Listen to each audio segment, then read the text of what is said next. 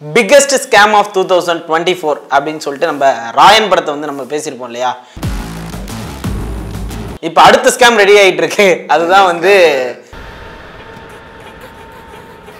நிலவுக்கு என்மேல் என்னடி கோபம் அப்படின்ட்டு சொல்றீங்க. தனுஷோட டைரக்டோரியல்ங்கறனால சொல்றீங்களா? காதல்னா என்ன? ஐயோ வேணாம் ப்ரோ. நீங்க என்ன க்ளோஸ் பண்ணணும்னே முடிவு பண்ணிட்டீங்க? இல்ல அதுவும் சிமிலாரிட்டிஸ் பார்த்தோம்னா அதுவும் தனுஷோட டைரக்ஷன் இதுவும் அப்படி. அதனால தான் கேட்டேன். இல்ல அதனால தான் அப்படின்னு சொல்லி சில பேர் பேசிக்கிட்டு இருக்காங்க சோஷியல் மீடியால. நான் பேசல. அப்படி இல்லையா? சோஷியல் மீடியால நான் பார்த்த மாதிரி எனக்கு ஞாபகம் இல்ல. நான் பார்த்த சோஷியல் மீடியால சில பேரோட தான் பேசிட்டு இருக்காங்க. ஏயா இன்னைக்கு நீ இப்படி உயிரை வாங்குற? அடிக்கடியா ஒரு மனுஷன் கிராஸ் பண்ணுவா. ஒரு ஆர்டரா ஃப்ளோவா போய்கிட்டு இருக்கல்ல. கூட பேசினா மறந்துட மாட்டானா? சித்ரா அரவிந்தன் சோஷியல் மீடியா அவரு தான் போட்டிருந்தாரு. பார்க்கிங் டாக்ஸ்ல இருந்து அவர் போட்டிருந்தாரு. எனக்கு பர்சனலா சில விஷயங்கள் சொல்லியிருந்தாரு. என்ன சொல்லியிருக்காரு அப்படின்னா சொல்லியிருப்பாரு. இல்ல அந்த வந்த பாட்டை கோ பேக் அப்படின்னு வந்து சொல்லியிருக்காரு. நிலவுக்கு என்மேல் என்னடி கோபம்ல வந்து ஃபர்ஸ்ட் சிங்கிள் வந்து விட்டுருந்தாங்க இல்லையா, கோல்டன் ஸ்பேரோ தானே. அதுல வந்து நம்ம பிரியங்கா மோகன் அக்கா கூட வந்து இப்படி ஸ்டெப் எல்லாம் வேற போட்டிருப்பாங்க. சாரி கட்டிக்கிட்டு ஷூ மாட்டிக்கிட்டு இப்படி போட்டிருப்பாங்க. ஆமா. கோல்டன் ஸ்பேரோ என் நெஞ்சில மாமி கெட்டப் அது அவங்களே சொல்லியிருந்தாங்க நினைக்கிறேன். யாரோ அவங்களோட அந்த படத்துல ஒர்க் பண்ண தனுஷா இல்ல ஜிவி பிரகாஷா இல்ல யாரோ ஒருத்தவங்க எஸ் ஜே சூர்யாவா என்னன்னு தெரியல, அந்த இதை மென்ஷன் பண்ணியிருந்தாங்க. அந்த படத்துல எஸ் ஜே சூர்யா இருக்காங்களா? இல்ல, எஸ் ஜே சூர்யாவுக்கு தெரியும்ல, ராயன்ல ஒர்க் பண்ணாரு. அதனால அவர் ஒரு ட்வீட் போட்டு ஒரு விசிட் போயிருப்பாரு அந்த ஷூட்டிங்ல. என்ன சார் பண்றீங்க அப்படின்ட்டு போயிருக்கலாம். போயிட்டு பாடிருப்பாரு. போதிகை பாவம். அவர் சொன்னதுக்கு அப்புறம் தான் இன்னும் ரெண்டானாரு பாத்தியா? ஆமா. ஒயின் ஷாப்ல கொண்டு போய் உட்கார்ந்துட்டாங்க. மாரிசல் வந்து பாலா வந்து வாழையை பார்த்துட்டு உட்கார்ந்துருக்கு. ஒரு பக்கம் சோமம் இங்க வந்து இந்த பக்கம் வந்து ஒரு பாவம்.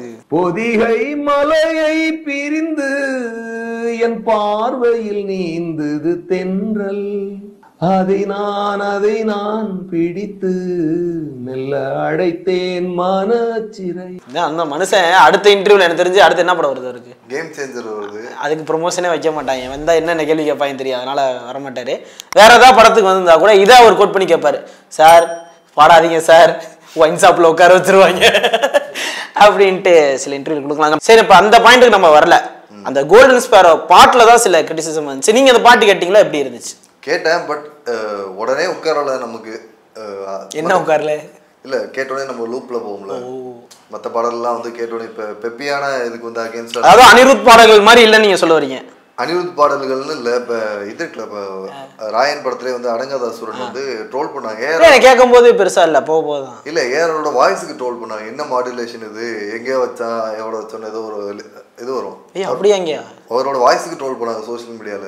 அவரோட வாய்ஸை ட்ரோல் பண்ணாங்க. மாடுலேஷனுக்கு ட்ரோல் பண்ணாங்க. உசிரே நீதானே? இல்ல அடங்காத அசுரன் அதுக்கு சொல்லுவாரு கடைசி. அதுதான் திருப்பி வந்து அடங்காத அசுரன் தானே அவர் பாடி இருப்பாரு ரகுமான்.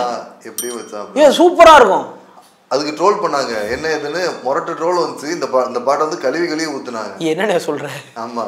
அப்பையில வந்து கேட்கும்போது எனக்கு ஐயோ நல்லா தானே இருக்கு, நல்லா இருக்குன்னு சொன்னா அடிப்பாங்களோங்கிற ஒரு ஸ்டேஜுக்கு தான் எனக்கு இருந்துச்சு. அப்புறம் அதோட வைப்பெல்லாம் உங்களுக்கு தெரியும் எப்படி மாறிச்சு, எப்படி தியேட்டரே வந்து உண்மையை சொல்லணும்னா அந்த படத்தை காப்பாத்தினதே வந்து அந்த பாட்டு தான். அது விஷுவலா வேற மாதிரி இருக்குன்னு நம்ம சொன்னாலுமே அந்த இதுக்கு வந்து ஒரு ஹையஸ்டான ஒரு ப்ரொமோஷன் மெட்டீரியல் அந்த உசுரை நீதானே ஒரே பாட்டு தான் தேவைப்படுச்சு. அதுக்கப்புறம் தான் ஒரு பாட்டா ஹிட் ஆரம்பிச்சிச்சு. அறிவு பாட்னர்ல ஒரு ராப் பாட்டு அந்த மாதிரிலாம் பயங்கரமான ஒர்க் ரஹ்மான் சார் இருந்து. இப்ப ஜிவி பிரகாஷ் வந்து இது வந்து ஒரு யூஸ்வல் லவ் ஸ்டோரி அப்படிங்கிற மாதிரி தான் தனுஷ் வந்து ஆரம்பத்துல இருந்தே இல்ல அதுலயுமே அப்படிதான் எழுதியிருக்காரு. தனுஷ் தி யூஸ்வல் லவ் ஸ்டோரி பப்ளிசிட்டி பண்ணியிருக்காரு. இதுல வந்து ஒரு பெப்பியான ட்ராக் ஓகேவா, அதுக்கேற்ற லிரிக் தான் எழுதியிருக்காங்கன்னு எனக்கு தோணுது. ஏன்னா அது ரைமிங்கா இருக்குங்கிற சும்மா இங்கிலீஷ்ல ஸ்பேரோ போற ஜோரோ, அப்புறம் வந்து இவர் தான் ஹீரோ. டேய் என்னடா டயலாக் இது, எவன் எழுதி கொடுத்தானே அது இப்படி பேசிட்டு போறான்? இல்ல அது நம்ம சொல்லும் போது அப்படிதான் இருக்கும். ஆனா எனக்கும் ஃபர்ஸ்ட் டைம் கேட்டப்ப அறிவோட ரேப் நல்லா இருந்துச்சு. அதோட அந்த டக்கு டக்குன்னு வர கட்ஸ் நல்லா இருந்துச்சு. ஆனா பட் அந்த லைன் எனக்கு பெருசா எனக்கு கனெக்ட் ஆகாத மாதிரி இருக்கு. ஒருவேளை கேட்க ஒரு வைப்பு தான் ப்ரோ எல்லாமே. இப்போ வந்து இந்த சுட்டமல்லி அப்படின்ற ஒரு பாட்டு ஒன்று தேவரால வந்துச்சு. அதெல்லாம் நமக்கு என்ன தெரிஞ்சு இந்த மாதிரி ஏதோ ஒன்று காப்பி அடிச்சு போட்டாங்கன்னாங்க. அப்போ அதுக்கு வந்து ட்ரெண்ட் ஆகி அது ஒரு வைப் ஆச்சு. பாட்டோட அனிருத் அதுக்கு வந்து அப்படின்னு பாருல, அது சம வைரல். அந்த மாதிரி இதுக்கு ஒரு அந்த ஹூக் ஸ்டெப் ஏதோ ஒன்று வந்து ட்ரெண்ட் ஆகுறது வாய்ப்புகள் இருக்கு. நான் இப்போ இது ஹிட் ஆகணும்னு சொல்லலாம். ஹிட் ஆகாம worst song worst possible song அப்படின்ட்டு சில பேர் சொல்லுவோம். 90s நம்ம வந்து என்ன மாதிரி சாங்ஸ் தான் கேட்டு வளர்ந்துருக்கோம். இதெல்லாம் கேட்டு வளர வேண்டிய இப்பெல்லாம் இதெல்லாம் கேட்கலாம். விஜய் ஆண்டனியே பண்ணிட்டாரு. என்ன நீ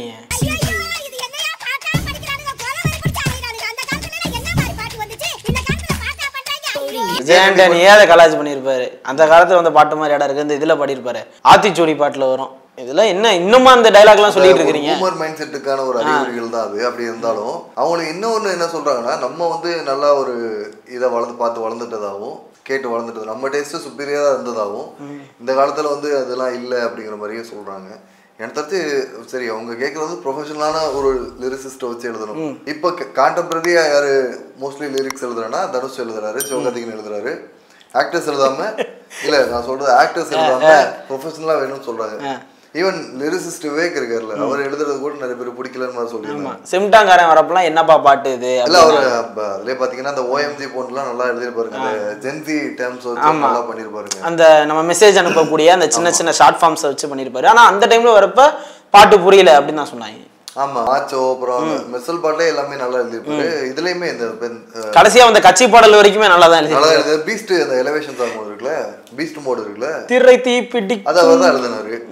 ஏன் அதுக்கு என்ன, அதுக்கு அவன் சொன்னா இல்ல ஒரு 1-2 பாட்டு வந்து கொஞ்சம் அந்த ஸ்டாண்டர்ட் மீட் பண்ணாம இருக்கலாம். பட் அதுக்காக வந்து அவங்க சொன்னது என்ன, ஒரு ப்ரொஃபஷனலான வந்து லிரிசிஸ்ட் வைரமுத்து, மதன் கார்கி இவங்கள மாதிரி ஆட்கள்கிட்ட நீ போகும்போது பயங்கரமா வரும் சொன்னாங்க. இப்ப அவங்களை கூப்பிட்டு வந்து ஒரு விசில் போடு, பைரவால வந்து எல்லா பாட்டும் வைரமுத்து தான் எழுதினாரு. அது எப்படி இருந்துச்சு? ஓப்பனிங் சாங்கே எனக்கு பெருசா இருக்காது பைரவாலாம். மத்த பாட்டு எனக்கு அந்த மெலடி இதெல்லாம் வந்து ஓகே சூப்பரா எழுதியிருந்தாரு. ஆமா, பட்டை கலப்பு, கட்டுக்கிட்டா சேர்த்த நோட்டு கட்டு எல்லாம் பாடாத அதான் சொல்லிட்டேன். அந்த ஓப்பனிங் சாங் எனக்கு பிடிக்காதுன்னு திருப்பி பாடாத. இல்ல, ரொம்ப மேலோட்டமா இருக்கும் அந்த அந்த பாட்டெல்லாம் வந்து. அதாவது இப்ப கட்டு போட்டாச்சு, அடுத்து என்ன போடலாம் அப்படின்ற இது மாதிரிதான் இருந்துச்சு அந்த எல்லா பாட்டும் அப்படிதாங்க எழுதுவாங்க. ரைமிங்கா வரணும் அப்படிங்கிறத எழுதுறது. ரைமிங்கா நமக்கு வந்து ஒட்டாட்டினாலும் அது ரொம்ப உறுத்தலாவும் இருக்கக்கூடாது, ஒட்டாம இருந்தா இது என்ன சம்மந்தமே இல்லாம போகுது, பாசத்துக்கு முன்னாடிதான் நான் பணி அது டைலாக், பாட்டு கிடையாது. பாட்டுலயும் இதே மாதிரிதான் எதிர்பார்ப்பாங்கன்னு சொல்றேன். புரியுது அவங்களுக்கு? புரியுது. ரொம்ப ரைமிங்கா இருக்கிறது திருச்ச மாதிரி இருக்கக்கூடாது, அதே நேரத்துல சம்மந்தமே இல்லாம பாடவா செய்வேன் அப்படிங்கிற மாதிரி இருக்கக்கூடாது. சரி, இது எப்படி இருக்கு? ஸ்பேரோ சம்பந்தமே இல்லாம இருக்கா, இல்ல திணிக்கிற மாதிரி இருக்கா? திணிச்ச மாதிரி இருக்கு அந்த வார்த்தைகளை. ஸ்பேரோ, ஜோரோ, ஹீரோ அது வந்து திணிச்ச மாதிரி இருக்கு. முதல்ல இந்த லிரிக்லாம் எழுதிருப்பான் போல, ரைமிங்கா என்னென்னலாம் வந்து ஸ்பேரோன்னு முடியணும், ஹீரோன்னு முடியணும், ஜோரோன்னு முடியணும் இங்க எழுதிட்டு அதுக்கப்புறம் முன்னாடி சேர்த்துருப்பாங்கன்னு நினைக்கிறேன் லிரிக்கு. அது ஒன்றும் பெரிய பிரச்சனை இல்லைங்க. எங்க அந்த தாய் கிழவின்னு பாட்டுலாம் ஒன்று கேட்டு வைப்பானோ திருச்சிட்டம்பலம் வந்ததுக்கு அப்புறம் ஹெப்பியான சாங்க்கு வந்து இவ்வளவுதான் மீட்டுங்கிறப்போ இவ்வளவு எழுதினாலே போதும். இப்போ இதை வந்து அறிவு தான் எழுதியிருக்காரு. ஓகேவா? அறிவு வந்து மாசாவும் எழுதுவாரு, கிளாஸாவும் எழுதுவாரு, கேப்புக்கும் எழுதுறாரு, அது மாதிரிலாம் பண்றாரு. இப்போ தங்கலா நல்லா எழுதியிருந்தாரு. அதுக்கப்புறம் இதுக்கு முன்னாடி பார்த்தோம்னா கேப்டன் வில்லலையும் பண்ணிருப்பாரு நினைக்கிறேன். அது மட்டும் இல்லாம இந்த பேரழகன் அப்படின்னு ஒரு பாட்டு இருக்கும் மண்டேலால, அது வந்து இப்ப கூட வைரல் ஆச்சு.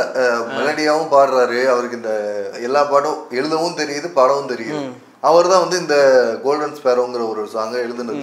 அவர் வந்து இதை வந்து மற்ற ராப் ஃபுல் அண்ட் ஃபுல் அவர் தான் எழுதியிருக்காரு. தனுஷ் எழுதலையா? இல்ல, தனுஷோட பையனும் வந்து இதுல ஏதோ கொஞ்சம் கொலாப் அப்படின்ற மாதிரி. எனக்கு எந்த மாதிரி நியூஸ் வந்துச்சுன்னா, அந்த ராப் வந்து அறிவு எழுதுனது, இந்த ஸ்பேரோ, ஜோரோ, ஹீரோ வந்து நம்ம தனுஷ் அவர்களோட சன். இல்ல, அறிவே வந்து கூப்பிட்டு அதை எழுத சொல்லியிருந்தாலும் அறிவும் பெப்பியான சாங் ஜவான்லாம் எழுதியிருப்பாரு.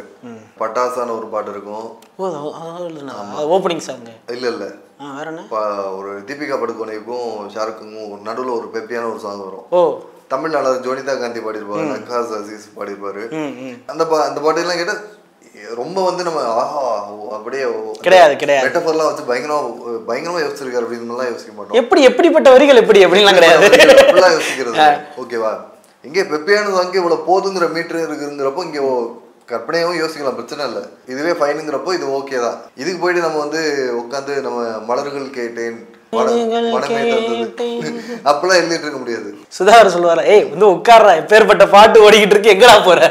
அப்படி கிடையாது. ஒவ்வொரு ஜான்ராக்கும் ஒவ்வொரு இது தேவைப்படுதுங்கிறப்போ இப்ப மட்டன் ஒரு பாட்டு வந்துச்சுல கோல்டு, அதுக்கு வந்து லிரிக்காவே வாய்ஸாவே அவ்வளவா வரலங்கிறப்போ அதுக்கு லிரிக்கே இல்ல, வாத்தி கம்மிங்க என்ன தேவைப்படுது, இதெல்லாம் தனித்தனி ஜான்ராங்கிறப்போ இதுக்கு இவ்வளவுதான் ஒரு பெப்பியான ஒரு ஜான்ரா அப்படி பிரிச்சுட்டா அதுக்கான வரிகள் வந்து ஆனா இன்னும் கொஞ்சம் மெனக்கெட்டு இருக்கலாமோ? என்னது இந்த ஸ்பேரோ, ஜோரோ, ஹீரோ இல்லாம அது ஜென்சி கூட கனெக்ட் ஆக வைக்கணும் அப்படிங்கிறதுக்காக பண்றாங்க. அது ஹிட்டுனா ஹிட்டு, அது பிடிச்சிக்கிச்சு. ஒருவேளை படம் விஷுவலா வந்து பயங்கரமா இருந்ததுன்னா, நீங்க இப்ப தனுஷோடதே பாத்துக்கிட்டீங்கன்னா விஐபியில வந்து ஹே இங்க பாருலாம் இருக்குல்ல, அது யோசிச்சு பாத்தீங்கன்னா பெருசா லிரிக்ஸா வந்து மேம்போக்கா தானே இருக்குங்கிற மாதிரி இருக்கும். அது படமோட பார்த்து படத்தோட சிச்சுவேஷன் பார்த்து ரிலேட்டபிளா இருந்துச்சு. மிளகாய் நிக்குமா, அதுக்கான விஷுவல்ஸ் தான் நமக்கு ட்ரீட். வாட்டகர் வார்டுலாம் பாத்துக்கிட்டீங்கன்னா காக்கா கருப்பு வேட்டா செருப்பு சொல்லும் போது சிரிப்பா இருக்கு போ, ஆனா கேட்கும் போது வைப்பா இருக்குல்ல. இதான் மேட்ரு.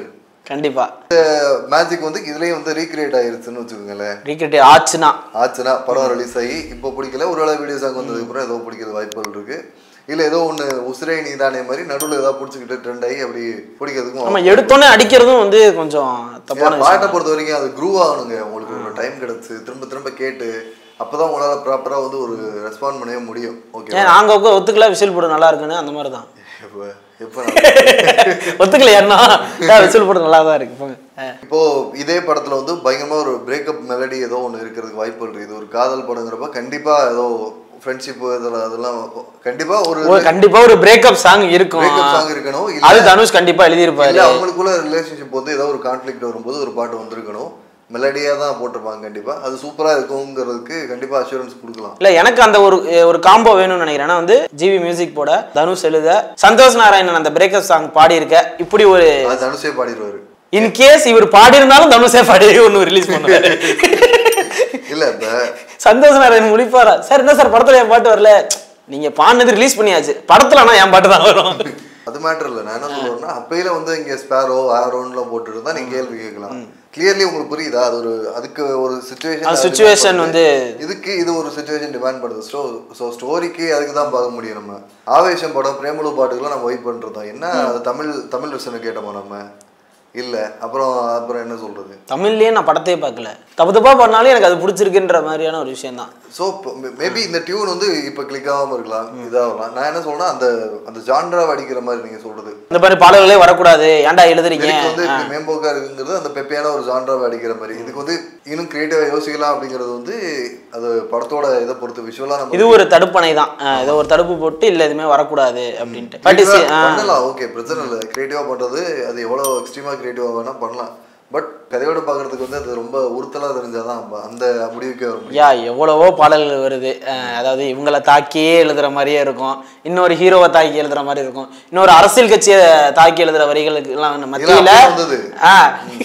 மத்தியில இப்படி பெப்பியா எந்த ஒரு நோக்கமும் இல்லாம நான் பாட்டுக்கு என் லைஃப் இப்படி இருக்கும் போது இப்படி ஒரு புலம்பலா இல்ல ஒரு இப்படி கூட வச்சிருக்கலாம். ஒரு யங்ஸ்டர் வந்து எப்படி எழுதுவான் ஒரு பாட்டு, அவனே அந்த சிச்சுவேஷன் அப்படி இருந்துச்சுன்னா என்ன பண்ணுவான்? அவனுக்கு மெச்சூரிட்டி என்ன யோசிப்பான். இப்ப இந்த பாட்டு அந்த படத்துல வர ஒரு யங்ஸ்டர்ஸ் எழுதி பாடுற மாதிரி தான். என்ன வந்து ஒரு சீன் இருக்கும், பெண்ணே என் மேல் உனக்கு ஆசை பூசை எக்ஸ்ட்ரா முளைக்குது மீச நம்ம கல்யாணத்தன்னைக்கே பூசை.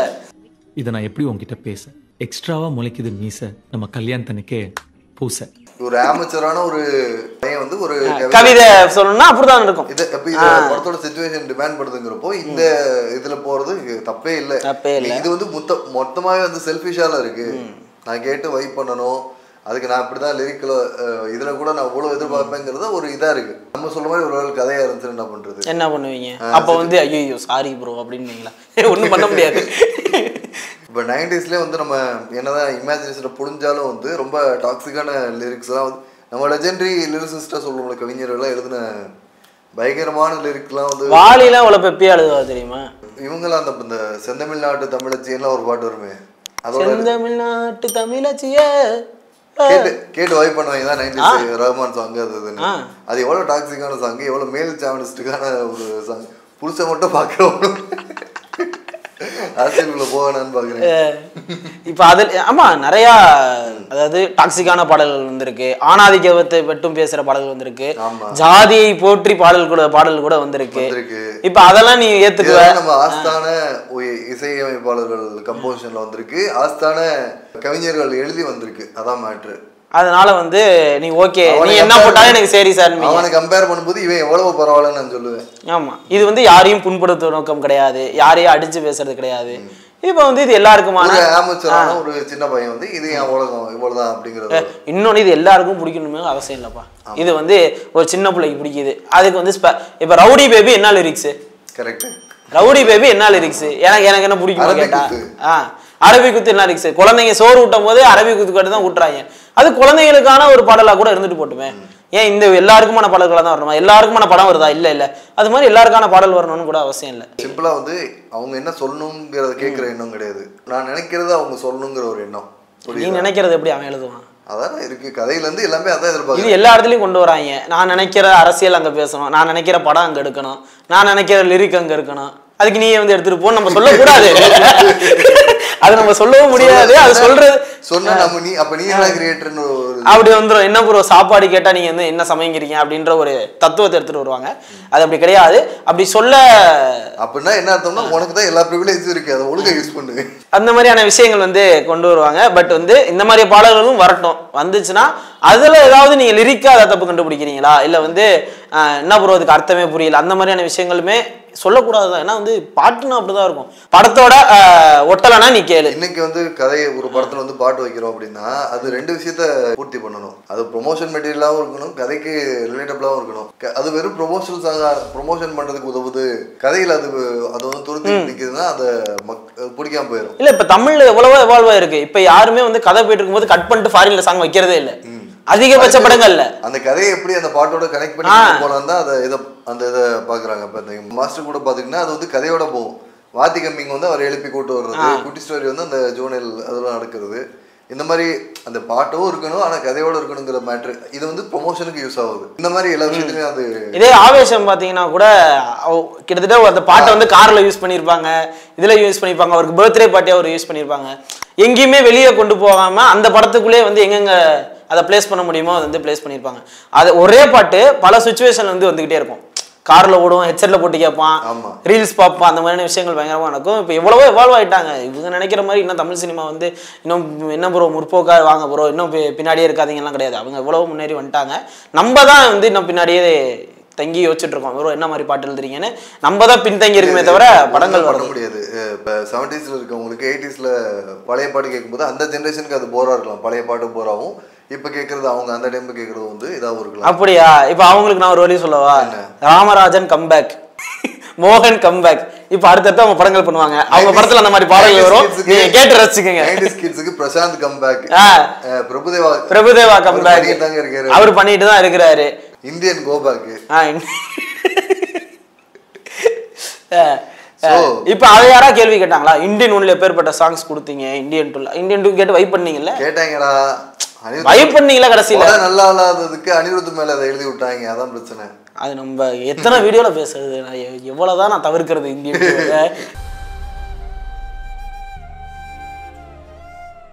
ஏதோ ஒரு ஞாபகமா வந்து அடிச்சுக்கிட்டு இருக்கு. சரி, இந்த மாதிரியான பாடல்கள் விஷயம் வந்து இப்படி போயிட்டு இருக்க வகையில இப்படிதான் மக்கள் புரிஞ்சுக்கணும் அப்படின்றது வந்து நம்ம இந்த வீடியோல சொல்லியிருக்கோம்.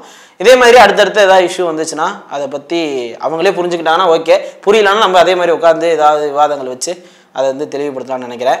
அன்டில் தென் உங்களோட வந்து நாங்கள் 2 பேருமே விடைபெறோம். Okay, tata, bye by.